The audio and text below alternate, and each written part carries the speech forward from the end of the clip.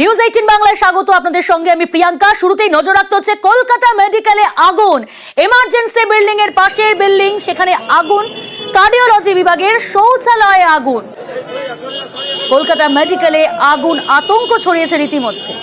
অনুপ রয়েছে আমার সঙ্গে। অনুপ, কি পরিস্থিতি? আগুন পুরোপুরি নিয়ন্ত্রণে? কিভাবে আগুন লাগলো, কি জানা যাচ্ছে?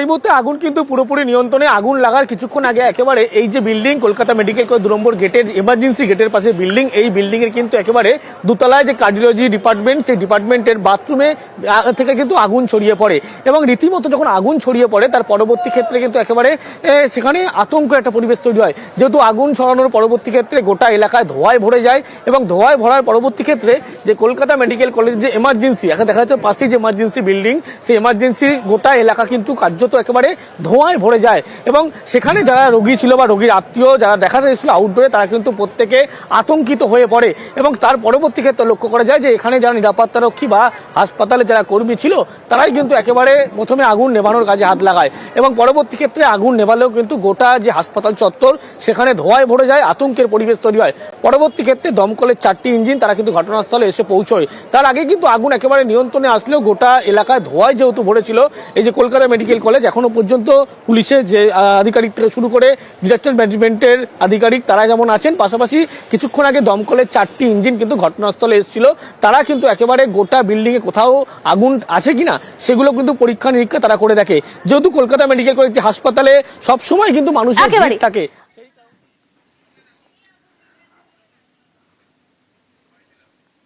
আইসিসিওর ওই যে বাথরুমে লেগেছিল। বাথরুমে? হ্যাঁ। কি অবস্থা এখন উপরে? অবস্থা আগুন আমরা যতটা জানি নিভে গেছে আর কি। আপনারা আগুন নিভিয়েছেন? আমি নিভিয়েছি, আর অরিজিৎ মন্ডল আরেকজন ছিল আমাদের কর্মী, আরেকজন ছিল, টোটাল আমরা 3 জন। কিসে আগুনটা লেগেছিল? বাথরুমের উপরে যে আপনার ওই ন্যাকড়া ফ্যাকড়া আছে ওর মধ্যেই আগুনটা লেগেছে। Electrical fire? কি ইলেকট্রিক্যাল ফায়ার না, ইলেকট্রিক ফায়ার বুঝতে পারিনি, তবে কেউ হয়তো সম্ভবত বাথরুমের থেকে বিড়ি ফিড়ি খেয়ে হয়তো ওখানে ছুড়ে মেরেছিল। ভেতরে যে আগুন লেগেছিল সেই আগুন তিনিই নিভেছেন বলে দাবি করছে তিনি। বর্তমানে কি অবস্থা? অনুপ রয়েছে আমার সঙ্গে। অনুপ, নিরাপত্তা কর্মীর বক্তব্য শুনলাম, ভেতরের আগুন তিনিই নিভিয়েছেন বলে দাবি করলেন, কিন্তু বর্তমানে কি অবস্থা? দমকল কর্মীরা কি জানাচ্ছেন?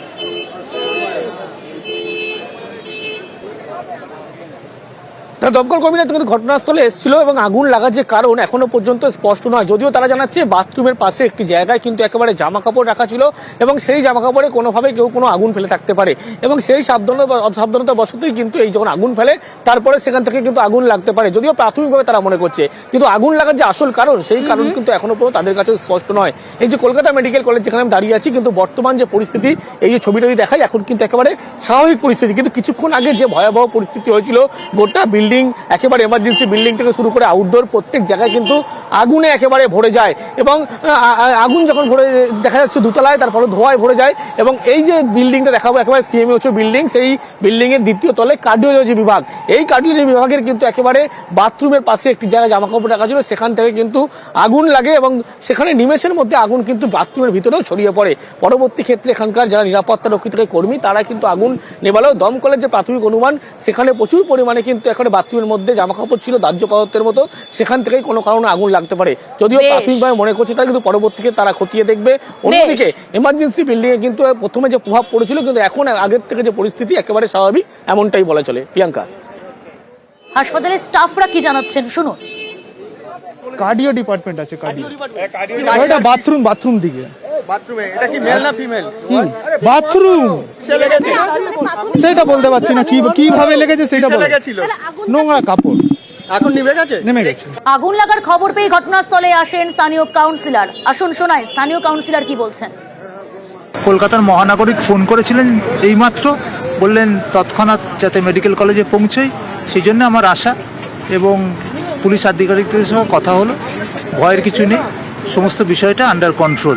দমকল এসছে। পুলিশের বক্তব্য অনুযায়ী কোনো পরিষেবাই ব্যাহত হয়নি। হয়তো কিছু ময়লা কোথাও পড়েছিল, যারা সাফাই কর্মী যেখানে রয়েছে তাদেরকে নিশ্চয়ই বলা হবে এবং তাদের যদি কোথাও গাফিলতি থাকে যারা সাফাই করেন, সেক্ষেত্রে কর্তৃপক্ষ নিশ্চয়ই ব্যবস্থা নেবে।